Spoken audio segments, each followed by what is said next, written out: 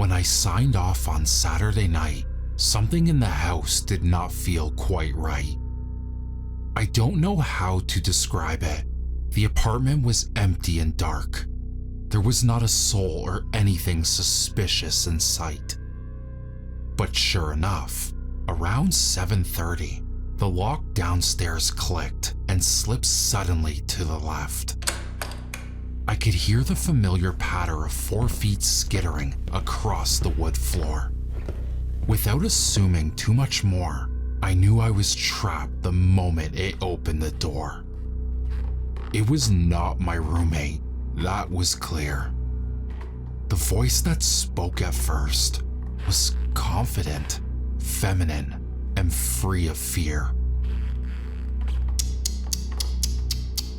"This place is filth. Do you even clean?" Mike's sheepish voice replied, "I'm sorry, Grandma." Grandma? Suddenly the puzzle pieces started to connect. The door slammed shut and locked behind, while Lola quietly cried, "I will not lie to you. This is dirtier than the farm. Who is responsible for this mess? Does your father know?" "He is a nice man, Grandma. Please, don't hurt him," said Mike. "Nonsense. A nice man does not leave his house in such a pigsty. That better not be alcohol in the corner." Lola barked. Grandma did not like that. "Are you keeping a filthy mutt in this house too, Michael?" she shrieked. "No, ma'am. The animal is his." "I don't care if you're protecting the Pope's pet. We do not keep animals inside. Animals are food. You know a heck of a lot better than this boy. Or do you need another smacking as a reminder?" Mike paused, then he seemed to agree. "Cut the cow. Its blood can be sold in town." "Very good.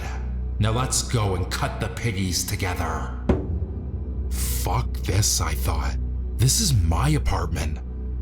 I decided to call downstairs with a warning. I don't know why I thought that would work. Call it a sudden inclination of idiotic bravery. "Mike, you need to get the fuck out of here. I'm upstairs behind a locked door, and I am armed, and neither of us want to repeat what happened the last couple of nights." Both voices paused in response. Then they suddenly skittered upstairs in record time. I wrapped the metal bat around my shoulder, like it would do something when faced with full-on crazy. I had never been a fan of guns, but in that moment, I would have felt a lot safer with one in my hand. As soon as the 4 feet got to the top of the stairs, they slammed the full brunt of their weight into my bedroom door. It didn't budge, but the framing and wood did start to splinter. The monster formerly known as my roommate shrieked horribly. He sounded injured, or just angry, but neither stopped him from slamming into the door a second, third, and fourth time. Somewhere in between, I pulled out my phone and called 911. I turned on the speakerphone, let it ring, and threw it back on the bed. Then I got ready to fight. That's when Mike suddenly broke through on the 5th try. There was blood on his shoulders and arms. Bits and pieces of splintered wood stuck out through the holes in Mike's t-shirt, but that did not seem to bother him one bit. He stood to his feet and stared me straight in the eyes. He had taken steps to cover up the injuries on his face. Honestly, that was not weird. And let me tell you, he did not stop at a simple touch-up. Mike's face was completely caked in makeup, from the blush on his bruises to the eyeliner all over his black eye. He wore a knee-length flowing skirt too, with a lily-white shoulder-cut shirt. Mike then took a minute to consider his surroundings, when he, or they, spoke. "Ah, so you are the bastard who beat up my Mikey." I tried to reason, but I was scared. So was Lola. She whimpered from under my bed and just watched. "Mike, you're not yourself right now," I said in my best steady voice. "You told me that your grandmother passed away. She isn't here. You are not her." He smiled at that. Then he produced a long kitchen knife from behind his back. "Cut the piggy and save some for me. Cut the cow. Its blood can be sold in town." The glasses on Mike's face were crooked and to the side. I knew he was nearly blind without them.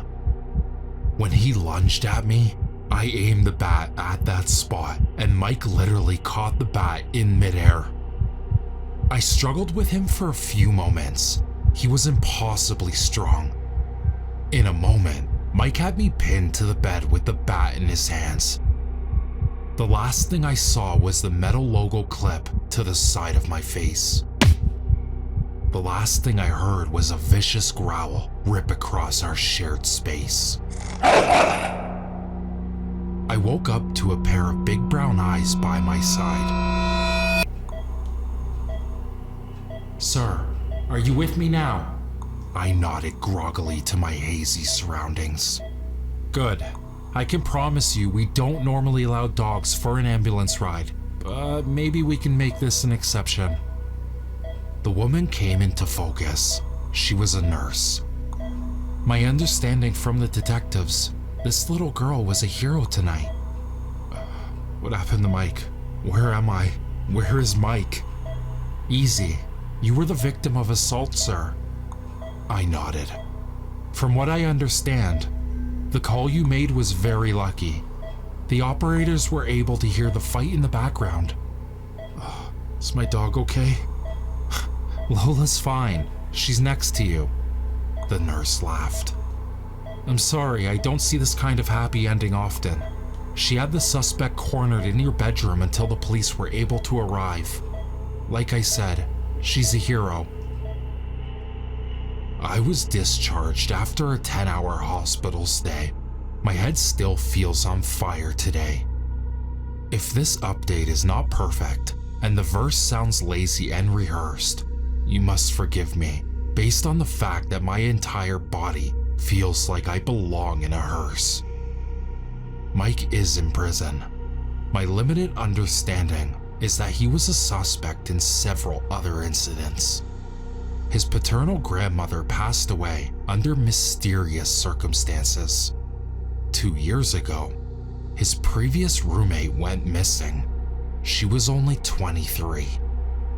He is being asked about both incidents extensively now that he is in custody. I'm not really sure if they're interviewing Mike or Grandma, hopefully both. I'm back in the apartment now. I am alone, but who knows for how long. Unfortunately, I still need a new roommate.